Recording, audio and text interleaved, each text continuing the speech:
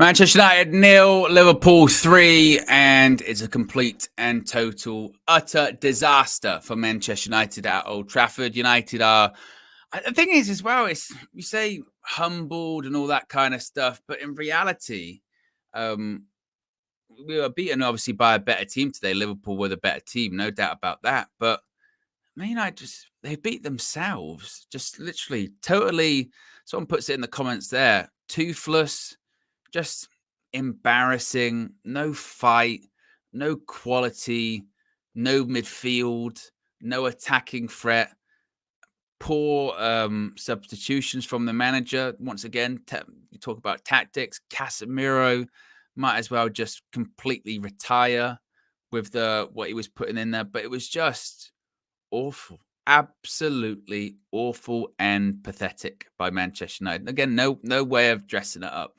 And I'm sure you guys will have lots of opinions on that. Of course, this is the full-time view where members can call in and have their say. If you do wish to become a member, you can do so. Links in the video description. It's also pinned in the live chat, or you can click the join button. If you are a member, go over to the United Tube YouTube page, go over to the community tab, and you will find the link for the full-time view where you can call in and have your say. Right, let's get straight into the calls, because again, I know that so many people are going to want to get involved in this one.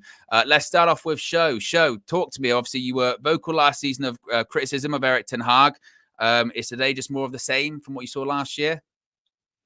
Look, I don't want to put it just on Ten Hag today. Look, I've made my feelings obvious about how I feel about Ten Hag, but it wouldn't be fair just to blame him solely today. But there's parts of it that his fault. There's parts of it, like we saw in the first half, Casemiro, a player that we couldn't move on this summer. It's going to cost us heavily this season. But I don't know. I was just kind of thinking earlier in the match that, like, how many more beatings can we take from Liverpool like this every year? Like, because I was thinking, like, when I was growing up, I'm sure you feel the same. Even Liverpool at their worst, we never used to beat him like this. Not so regularly. Do you ever remember us going to Anfield and beating them like this when they were shit? No, it would always still, even at their worst, Liverpool would always be a somewhat difficult game. You know what I mean? We'd end up winning quite a lot, especially at Old Trafford, when you think about it. But I think there might have been a couple of times at Old Trafford where we win, like 4-0 when Liverpool are really, really bad, but never at Anfield. Never, ever at Anfield. Because they always, it's atmosphere, team would be up for it. Because it wouldn't be tolerated, basically, from the Liverpool fans, would it? You know what I mean? That's what it kind of felt like. Yeah, exactly. And that's the thing I was watching today. I was just thinking, look, 2 years ago, we got Ten Hag. We spent 500 more million. How much have we moved forward now than we were 2 years ago? Are we in a better place? Is the squad in a better place? Do we overhype some of our squad players? It's just, I don't know. It's like I was watching that today. I'm just kind of like, I don't know, man. It's like, it's sad that I don't really feel anything anymore. Like watching these kind of games. It's just like, and it's not even like I expected to lose 3-0 today, because I thought it could be one of those games where it's like 2-1 either way. I wouldn't have been surprised if Liverpool came with a 2-1 victory today, but I thought it might be competitive. And it's just, I don't know. It's almost like I get bored of saying the same stuff again. Like 3 games into the season, we have to have the Rashford conversation all over again. Let's have the Ten Hag conversation again. Let's talk about. We spent all of last season talking about Casemiro. We got to talk about Casemiro again. Let's talk about the lack of bench options again, because our bench was horrible today. And then it's like, let's talk about having to throw young players again that aren't ready. Like Collier came on today, got bullied.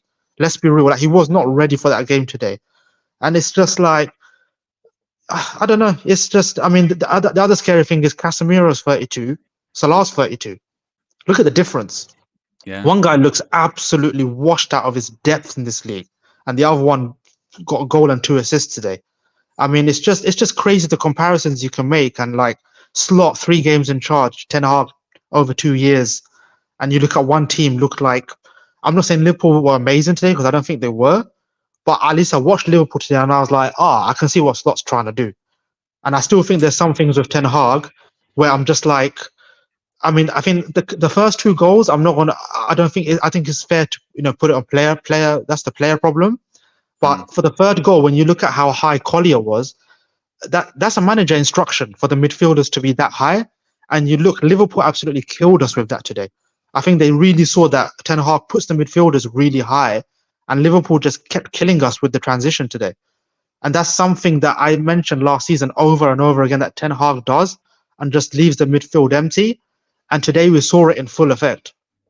Yeah, and also as well, I think the thing that frustrates me too is that we just like that group of players. They just don't learn. I mean, after the whole game, you kind of forget that they had the ball in the net earlier on with an offside, and again, that came from I think it was Kobe when it just got spun, gap in a midfield, completely easy. We get away with it, and you go right, learn your lesson there, compact, be a bit more tight, and it's just do the same thing over and over and over and over again.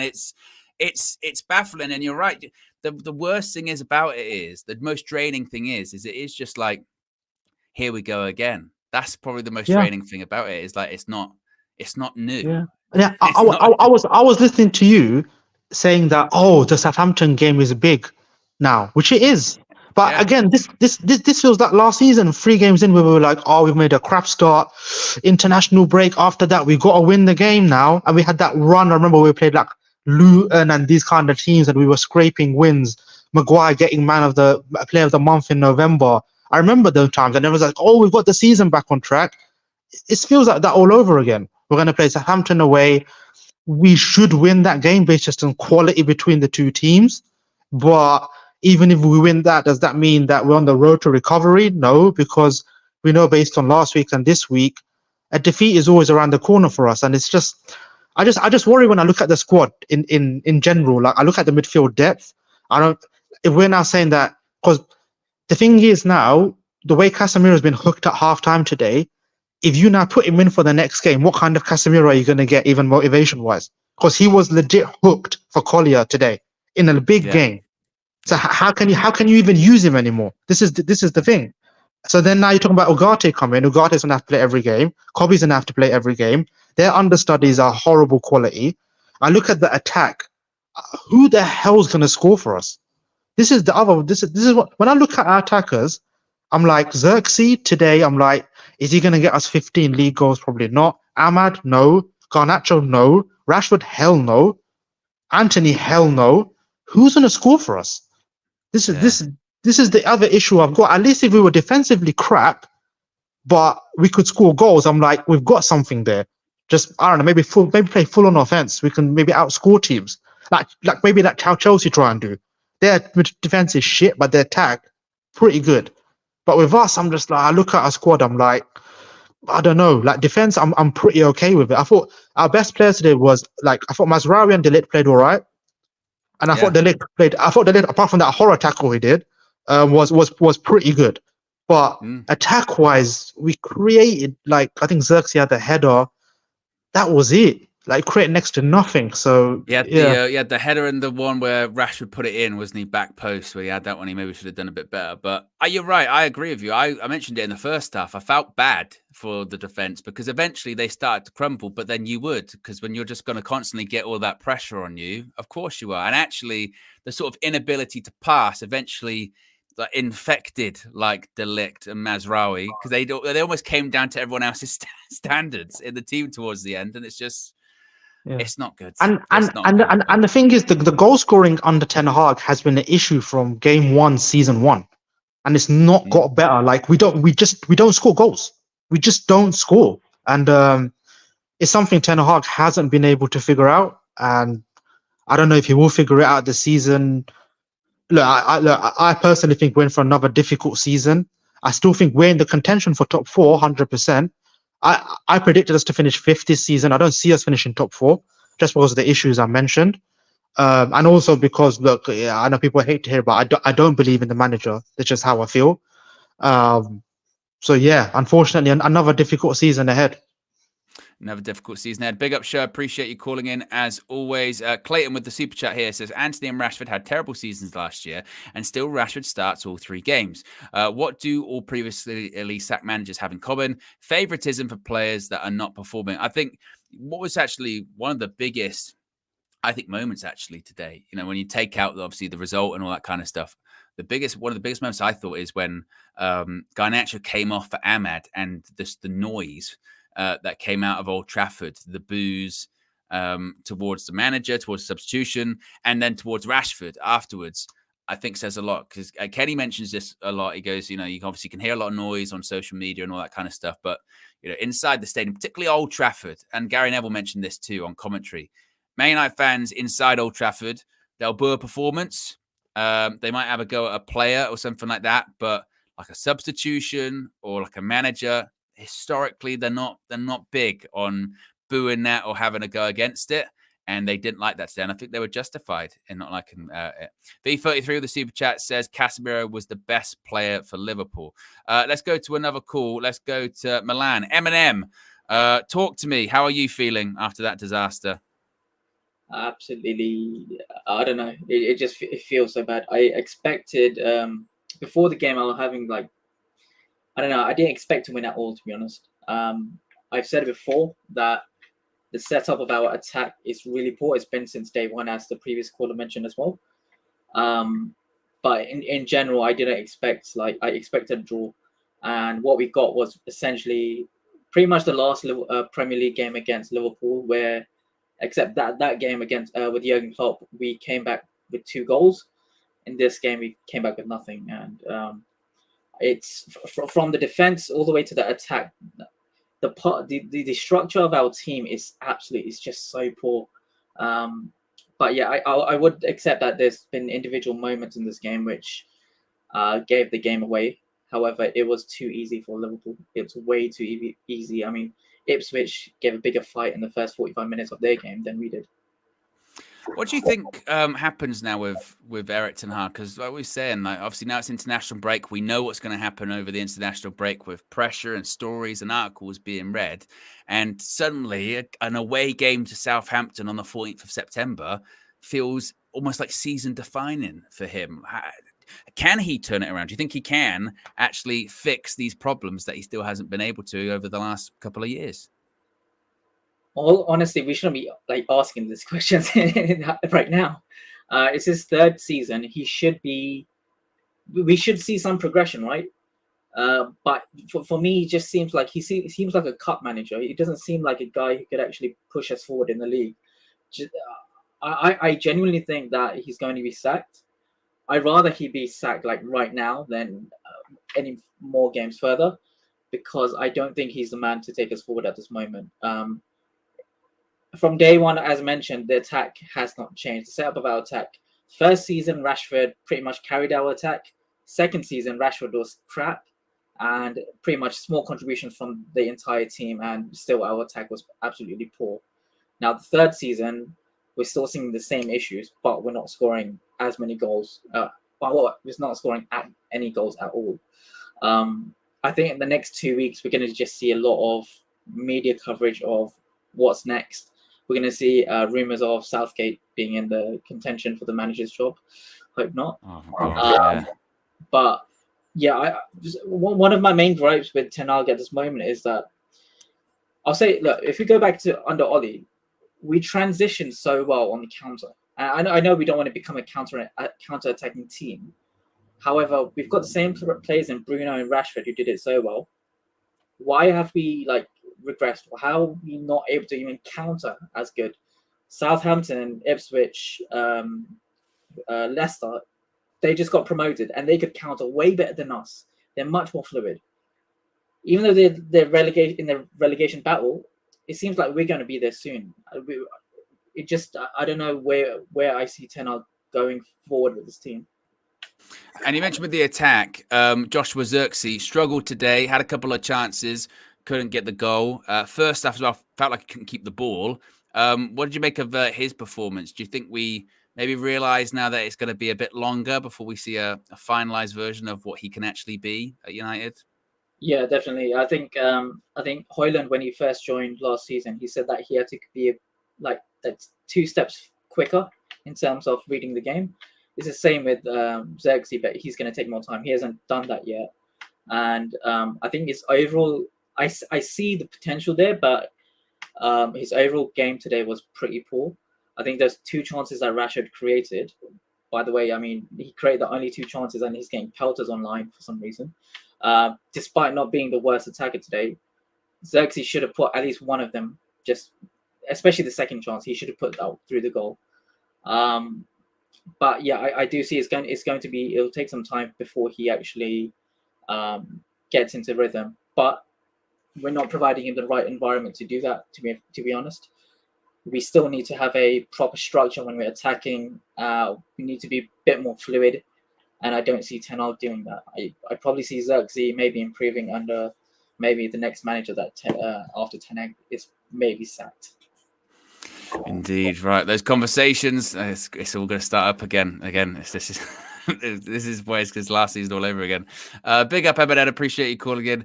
Danny DeFito says, "Did we seriously think adding Xerxes was going to do a 180 on our scoring form? On the plus side, Bianca and Jade, new tag team champions. Yeah, I watched the event yesterday, Bash in Berlin. V33 says, to save Man United this season, get Klopp in at all costs. I think he's retired, and I don't think that would happen. Joseph says, where is Marcel now? He and so many of our fans are blind. Slot has been in for 3 months and does this. Erik ten Hag has been in for 2 years, and we still get these horror show. And Ola says, 1, Onana is subpar, not a United goalkeeper. 2, sort out the defensive midfield position. 3, Ahmad stays at right wing. 4, Erik ten Hag should have been replaced at the start of the season. Keep the opinions coming in as always, guys. Get your thoughts in. Let's go to another call. Let's keep it going. Let's go to Chalaboy Comics. My friend, you're usually positive. Can you find any positivity today, or is it all doom and gloom? How's it going, Owen? Good to see you. It's mostly doom and gloom. If you want to get me killed online, I can start with a positive, and that is Mazraoui was really good. I liked his game today. His ability to read the game is really good, and I think he's an improvement in our squad. Very happy with him. And then Delao to a certain extent. Outside of that, I don't want to go into too many positives because I thought largely what the truth of the matter is, when we contextualize everything, we have to see improvement, right? So the reason why last season, I came to Erik ten Hag's defense a lot, and I still believe he's a really good manager and has good ideas about football, is that there were so many injuries, there were so many extenuating circumstances that prevented him from even having, being able to compete with both fists, right? One hand tied behind his back.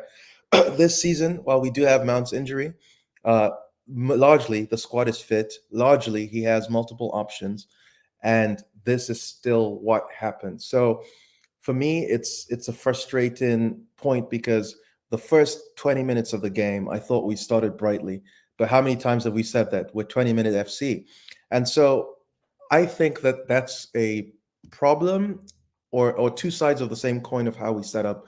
Ten Hag's way to try and win the game is very aggressive. We're very expansive. We overload attacking areas with almost everybody. Everyone in the whole team is generally in positions to score when we have the ball. But the fact of the matter is, after we've seen a lot of data, is that to play at that 110% speed and intensity, it caps us at the first 20 minutes. So it's as if we're gambling for the first goal. And then once we get the first goal, we can settle into a block and see the game out. But if that first goal doesn't come, we enter the second phase of Manchester United, where we start becoming really tired, and the spaces between the players starts to grow and grow because we don't have that energy to keep pressing, to keep playing that aggressive line. And when people start getting tired, we start getting into sloppy mistakes. And this is where it was about the 25th minute all the way through the second half. Through the end of the first half, where every single player, and I don't mean just Casemiro, but every single player made sloppy passes. And you're just like, what is going on? And the fact that Ten Hag didn't have an instruction or a fallback or a change in plan or shape to manage that second phase of the game is something that has lacked in the past. And I thought, oh, that's because we have injuries, we don't have a squad. But it seems that he didn't do that, this time around, and I judge him for that. So that's where I'm sort of being critical of the manager, is that the game was calling for control and for structure, and he didn't provide that with any instructions or change. But then it also leads me to the second problem, and that is, while we have improved in the market, our squad depth remains really paper thin in the midfield. We don't have midfielders because we have Casemiro, we have Maino, and we have Ugarte. The rest, Eriksen doesn't have legs, But Bruno, I know we classify him as a midfielder, but functionally he's more of the attacking unit. He's more of a forward in a way, right? He doesn't play like a midfielder. So when we have two of our starting midfielders being the only midfielders available for this squad, to change is a very difficult thing to do, right? And so that's where I'm now looking a little bit nervous for the outlook of the season, where I'm like, I don't think we did enough business in the transfer window when it comes to strengthening that department. So we'll just have to hope Ugarte stays fit and he's able to impact the squad in a very positive way, because these problems are things that have come time and time again. And then to finally go and put some spotlight on Onana is that he's an outfield player that wears gloves, and that is that is what the truth of the matter is. His goalkeeping instincts just don't exist, and I'm not too critical with him because I see the value that he has in possession. But when you keep getting beat time and time again with the same kind of goal, so what happens, Onana, I've realized, is whenever there's a cross, he extremely overcommits. He To flies one towards the front side post. for Yeah, it's no mad. reason, and the knockback is always there. So he's always late to come and recover. Whereas a keeper like Van der Sar would just slightly shift his feet, change the angle of his body, but still maintain a central position in the goal. And that's something that is so glaringly obvious that needs to be worked on directly. And then just to go back to Mano, something that I found out since you're playing as a single pivot, you have to be able to play on both sides of the pitch.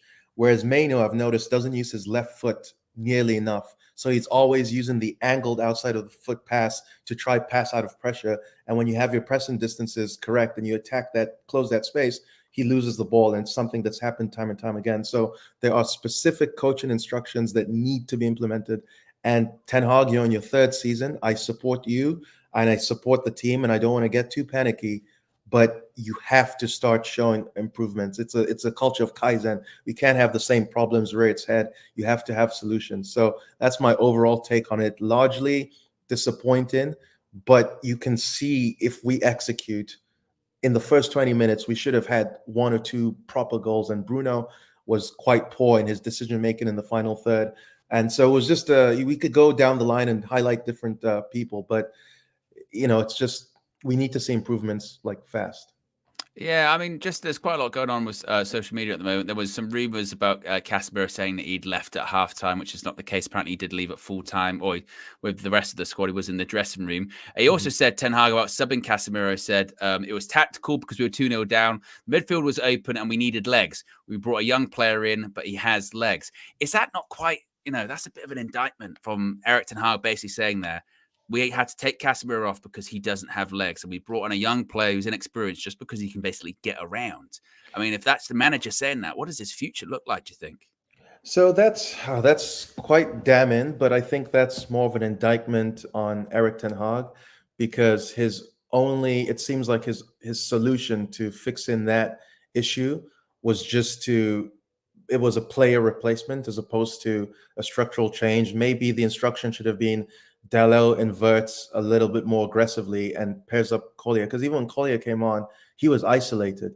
And this is why I almost felt disappointed in Bruno, because my Bruno stocks for this season were really high. I thought he had matured as an individual, but I didn't see anyone sort of coach Collier through the game. Like, no one was providing that extra body of support to get him out of tough situations. So he was getting bullied and isolated a lot by the Liverpool team. So even making that change for legs didn't solve the issue.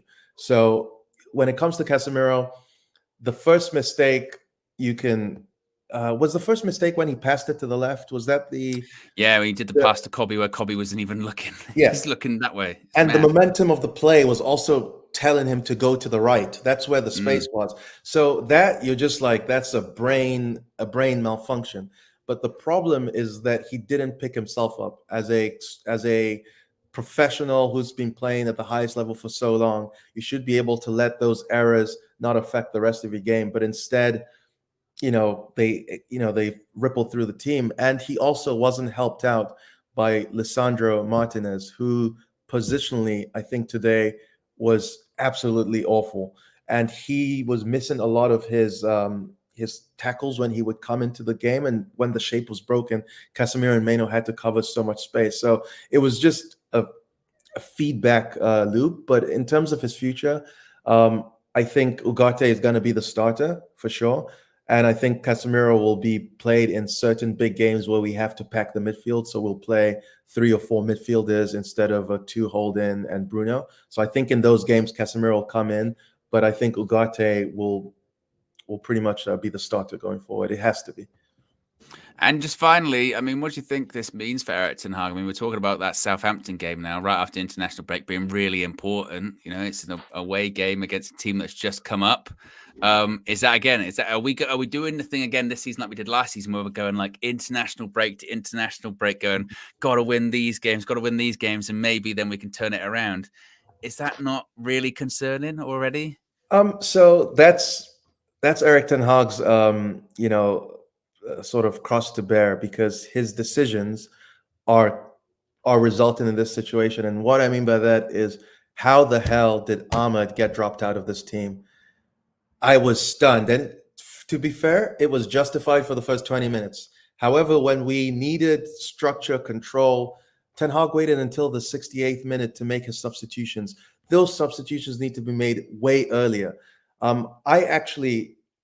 Once Ahmed came on, I think we improved in a certain aspect, but I actually felt bad for Marcus Rashford, because I don't think he did anything to get the amount of flack he's getting. I thought he was, out of the 2 wingers, I thought he was much better than Garnacho. Garnacho lost the ball every single time he had it, but it's these decisions that Erik ten Hag is making that is in this situation. And like I said, context is everything. He has a squad, albeit it may be a little bit light. He has the ability to make these changes. So if he wants to, he's talked a good game, and I believe him. I think he sets us up to win, but he doesn't have the ability to control a game. He's more of a madman. He just wants to keep going, attack. So he'll have to be honest with himself and realize that his ownership didn't really want him. At a certain point, the fans and the players fought for him. We won a trophy together, and that's where he has the support. He's talked a good game in terms of where what he's done and bringing trophies and winning and improving. So he just has to back it up, and that's plain and simple. It's gonna be a lot of pressure on him. I hope he's able to weather the storm and bring in Ugarte, and hopefully that improves our overall play. But make no mistake, there is pressure, and he just has to deal with it, because now, as the 3rd season has come, the expectations go up. This is no longer your 2nd season. This is no longer injuries. This is, you have largely a squad that is fit and young. Give us something that we see as potentially sustainable, and make the decisions that give you the best chance of keeping your job. And part of that is playing ballers and providing support for your players and coaching out bad mistakes from your players. So he has responsibility. The game's on. He has responsibility indeed. Big up Chalaboy Comics. Appreciate you as always. Eminem, who was a caller earlier on with a super chat, says, we laugh at Arteta for no trophies, but progression in the league and team can lead them to it unless Spurs. Erik ten Hag is a cup manager, I'm afraid. Well, certainly there's going to be, again, a lot of questions, isn't there, about Erik ten Hag coming out of today's game. Again, it's going to be, I dread these next 2 weeks. In terms of the articles and the stories, it's going to be, again, mad. Let's get to another call. Let's go to Crash. Crash, that's exactly what it was. Watching United today was a car crash. What did you make of it? Yo, Owen, how you doing? I'm good. Wow, I've been better after today. How are you? Same as you. Yeah. Pretty terrible game today to watch, honestly. It was really horrible. My thoughts about the game, like I said, it was terrible. Casemiro, terrible. Should have been hooked off at the 26th minute. Rashford, not that good. Garnacho wasn't good enough, but I think Rashford should have been subbed off instead. Mazraoui and honestly, Kobe Mainoo was the only shining light for me in the team today. I think the lick was good up to a point when he started misplacing the ball as well. Martinez was just poor today. I'm not sure why, what happened there. And Onana should have made some saves, but he didn't. We need to talk about that honestly, because Onana, I still back him, but it's just been some saves that he should be making that he's not making. So there's that. Ten Hag, a lot of questions. A lot of questions need to be answered because that midfield again was very open. Not a lot of legs going around in there. It's just they were able to cut through our midfield so easily.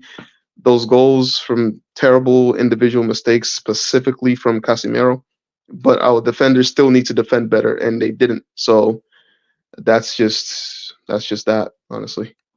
Yeah, I mean, with you mentioned Casemiro. I mean, Erik ten Hag said after the game that he's taken him off because he needed legs and he had to bring a younger player on, a younger, very inexperienced player off. Obviously, Casemiro is at fault for the first 2 goals. I mean, Ugate's coming in now. So what do you think Casemiro's future looks like? I mean, window's shut here, but I mean, there's still Saudi one's still open. But what do you think long-term his future looks like for United? Does he even have one? I think when we get to January, they will be looking to sell him. I think that's what it's looking like right now. I don't think he has a place in the squad at this moment anymore. I'd be surprised if I see him play after the international break, unless somebody gets injured, honestly. So yeah, right now he's looking like he's off the team.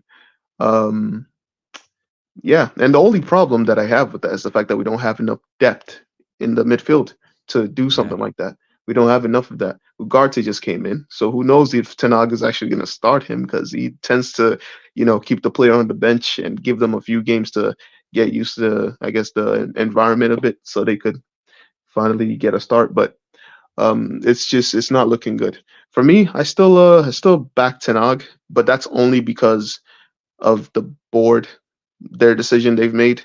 I'm still just basically along for the ride. So whatever decision they make by the ending of the season, that's what I'm sticking with. Do you think he would? Do you think he will be able to turn it round? I mean, obviously today is a lot of questions, obviously about, for instance, dropping Ahmad, not making the substitution where Rashford comes off. The crowd weren't happy about that. Do you think he can turn it around, or are the issues that plagued us last season going to plague us this season? I think it really depends on how quickly he's able to adapt. If he's gonna be, because last season he did the same thing where he refused to change the way he played for majority of the season until nearing the end towards the FA Cup final, and that's when he decided to change things up. Let's see if he changes anything up this the beginning of the season, because it looks pretty bad for him right now.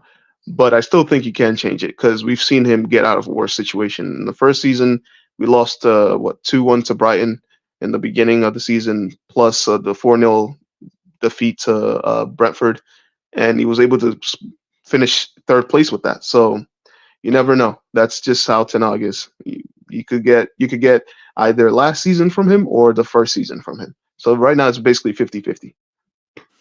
And just finally, Joshua Zirkzee had a bit of a difficult day today. Do you still have faith in him? Is he going to come good? Was it just a difficult one? First start, big game against Liverpool? I still have faith in him. I still do. This is first start for the team. I think what Ten Hag was saying about him not being fit, I think he's absolutely right. He doesn't look fit. He looks like someone who just basically ran a marathon and just came onto the pitch and started playing. That's what he looked like to me. He didn't last, he barely lasted the entire first half, honestly. The way I was looking at him, he barely made any good runs. Every ball that he had at his feet was easily dispossessed because he just kept having a terrible first touch, or he just passed the balls just at a space and no one was there. And but I think he's going to come good. I don't think he's done. I hope that's the case. Big up, Crash. Appreciate you calling in. A couple of more super chats, I think, here. One from Christopher says, we need serious competition in all positions. Even Bruno should fight for his place. Also, why didn't we win our 50-50s? Appalling, more work needed. And I tell you what, you bring up a good point there, Christopher, particularly about the 50-50s. I mentioned in the second half, maybe because they scored so early and the game was over and what have you. But you forgot that it was a derby, didn't you, towards the end? You thought this is just a Premier League game that we've been absolutely hammered in. You realise you're playing Liverpool. It's kind of like what Show was talking about earlier on, that when I was younger and Liverpool were in their period of time where they were rubbish for ages. Whoever their manager was, even under Gerard Houllier, they did have success. But even then, Man United are dominating, or under whoever it may be. Every time we went to Anfield, still, you always went, don't want to go to Anfield. Be a difficult game for us today. And usually it was. And even still, you might, I went at a period of time where we kept scoring late winners there, where it's like John O'Shea or is it Rooney or Tevez scored a late winner. But you still go, I don't want to go to Anfield. But today and recently, it feels like they're fine. They're happy to come to Old Trafford, and they play very, very comfortably. And that's also, again, just the most disappointing thing. It felt like a bit like the 20-minute United. It was sort of 20-minute atmosphere, but as Erik ten Hag says, the team has to energize the crowd in that regard. And you felt today, actually watching it, you could feel the crowd wanted. They wanted the team to do something. They wanted to, even when they're 3-0 down, even when 3-0 down and Xerxes getting a header and it's saved again, Alisson makes a save what's just wide. The crowd is still there because they're waiting for you to do something, like going, do something. And it just didn't, just completely wilted, melted. I think you mentioned Bruno Fernandes in that super chat as well. I think today's the perfect reason for why you need another number 10, isn't it? That's why the perfect reason for why you need another number 10. If you had another number 10 that could actually compete on a regular basis with Bruno, you'd be like, get Bruno off. He's not doing anything today, And Chalaboy Comics mentioned it in his call. In the first half, before we even conceded, there were like 3 or 4 opportunities where we'd win the ball back high up the pitch. Win the ball back high up the pitch, and you're going, just keep your head now, slide someone through. You're through on goal. Couldn't do it. Every time they wouldn't do it. And eventually, if you don't take, that's as good as an opportunity. That is as good as an opportunity. And it's the same as if you miss your chances. If you miss your opportunities to play your teammate through on goal and you can't pass the ball, you're going to lose the game. Like that is what is going to happen, particularly against good teams, because you can only do that so many times before you get caught out or before you get found out. They'll just go, no.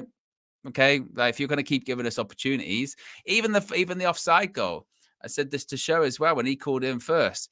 Even that offside goal, when you think about it, it almost gets lost in the game, doesn't it? It gets lost in the game because we've conceded 3, and it was really early on. But that was a warning sign, wasn't it? That was a warning sign of like, got away with one there. And you look back on the goal. What was it? Ball through the middle. Colby gets spun. So much space, easy to play through. It's a cut back again, and it's a tap in. Luckily, Salah touched it, and he was offside. That was about it. And you go, right, bit of a warning sign there. Make sure, tighten up in midfield. Make sure you stick by your players in the middle. Keep it compact. And then no. And then on top of that, it's just. But the problem is it's a mixture today. It's a mixture of, obviously, individual errors, specifically for the goal for Casemiro. They are individual errors, but largely as the performance, that's when it is the manager. That's when it is the team. It was individual errors in a team that wasn't functioning and in a team that didn't work. So it was a combination of everything. It was just, again, that's why it was a complete disaster. It's not as if we lost 3-0. We lost 3-0 to Liverpool in pre-season. And we actually came out of that game going, you know what, actually, we played all right today at certain points. And we were just actually really unlucky. Today, it's a 3-0. We come out of it going, Liverpool could have had 4 or 5. Towards the end, Szoboszlai is actually pissing around with taking touches in the box that he doesn't need to. They were actually taking the mick. And we had to hook one of our most experienced players because he completely fell apart in the game and could no longer. He was like a darts player that had, dartitis. Can't let go of the dart. It was like a golfer with the yips. Can't pass the ball anymore, or just getting shrugged off the ball. Big Casemiro, the sort of fighter, aggression, getting shoved off the ball for a goal and flailing around on the floor, trying to get back to his feet. That's like career-ending stuff. Like for him, like legitimately. If it was a boxer, you'd be having serious words after it going, maybe no more fights. Maybe no more fights. Maybe that was one too many. Maybe that's kind of it. Like, and then for him to be hooked against Liverpool, one of the biggest games of the season, be hooked at halftime for a kid, an academy player. You know, he didn't get hooked for like, you know, for Ugarte, didn't get hooked for Christian Eriksen or something like that, you know, experience or a player that spent a lot of money on, hooked for an academy player against Liverpool at home at a halftime. And the reason that Ten Hag said there is basically we needed someone that could run because this guy can't run anymore is incredibly alarming. And that's when you go back to, you know, those people going, oh, don't be disrespectful to Casemiro. Don't say his legs are gone or he's washed or whatever. It looked like it. Like it honestly, it looked like it.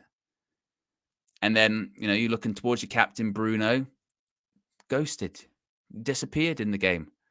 Earlier on, tried a few things outside of the boot. Nothing again. Nothing. And I saw some people saying in the chat, give me something positive. And the problem is there are no positives for today's game. I can't even say the positive is that it can only get better because it can't. Well, it could get worse. You know what I mean? It really could. It could get worse. It's like that Mick McCarthy gif meme. Have you seen it? Where they go, it can't go on like this. And he goes, it can. And it really can. If Man United don't pull their finger out. So I don't know, man. I don't know. You've got Ugarte to come into this. And I actually already feel kind of bad for him because we're going to look at him like, can you come in and fix everything? And, you know, he can't. You know, he can maybe help some things in midfield. But with that system, he still needs help. He's not a machine. I think when you're looking at the attacking players, I do agree in that you look at going, where are goals going to come from? Where are goals going to come from in that team? There was a point in the second half with Rashford. He was one-on-one with Konate. And maybe a couple of years ago, Marcus Rashford backs himself. He goes, I don't care I'm going one-on-one with. I'll try and go past him or I'll try and go through him. And he cut back. He passed it back to his centre-back. And you heard the crowd groan because they went, go on, man. Take him on. Do something. And it was just nothing. You know? Yeah, it's not a good day. Not a good day at all for Manchester United in the slightest. Very disappointing, very frustrating. Where we go from here? Well, at least we've got 2 weeks to think about it, right? At least we've got 2 weeks to think about it. 2 weeks to read all of these articles and reports that are seriously going to be just terrible to read. Wilson with the super chat. Appreciate the contribution. Wilson says, we need to consider Rabiot for a 2+1 contract. When is the registration deadline for that? Because obviously I know we could still sign free transfers, but I don't know when the when the actual registration, like they have to be part of the Premier League squad when that ends. Is that like, I don't know. Is it very soon? I'm not sure. Maybe there is still time. Maybe there is still time for players to leave, possibly to Saudi or possibly to Turkey. Oh, and yeah, and also the other one, Andre Onana. I had real concerns last season at certain points when I thought this guy actually can't save anything. This guy cannot save anything. And he's in that phase again. He can't save anything. Zero. Like the third one, the Salah one, it's not even a good finish. It's actually quite central. It's not in the corner. And I'm glad that Challenboy Comics brought this up because I noticed it too. When there's a cutback, he flies past his near post. He gets so close to his near post and goes past it. And then when the ball comes in, he is so far away from his back post that all you have to do is hit it sort of central and it will go in because he's not there. He flies in. Whereas as a keeper, usually if the ball's coming in that way, you would go towards near post, but you would still say largely central, largely square, your body be largely square, and you would ensure, particularly if you know your faults. So you go, if I struggle to get to that far post, I give myself a few extra yards to get to that far post. That's what I do. and he just flies past the front post, and he's not going to come out and get it, is he? Because he comes out, he tries to punch people. So I don't know. I don't know. I really don't. And finally, super chat from Flex's biggest fan, Andy, says, Owen, what time approximately will Flex's fan cam appear? Probably soon. They'll be outside Old Trafford doing them as we speak. So, yes, big up, Andy. A reminder, a little plug there of fan view still to come, player rating still to come, Flex, KG, and others all outside Old Trafford. I'm sure there's going to be a lot of opinion, a lot of discussion about what we saw today and the future as well. Big up to everyone. Appreciate everyone for calling in for the full-time view. I really enjoyed doing the show. Big up to all the members getting involved. If you're watching this after the fact and you go, that should be me, I want to be there in the future, you can do so. Links in the video description here. You can click the join button. It should also be pinned in the chat, and you can call in and have your say, hopefully after Southampton with a victory. Yeah, that's what we're going to aim for. I hope so. Big up to everyone. Appreciate you joining me all for today on the match view and on the full-time view, and we'll be back tomorrow morning. Peace.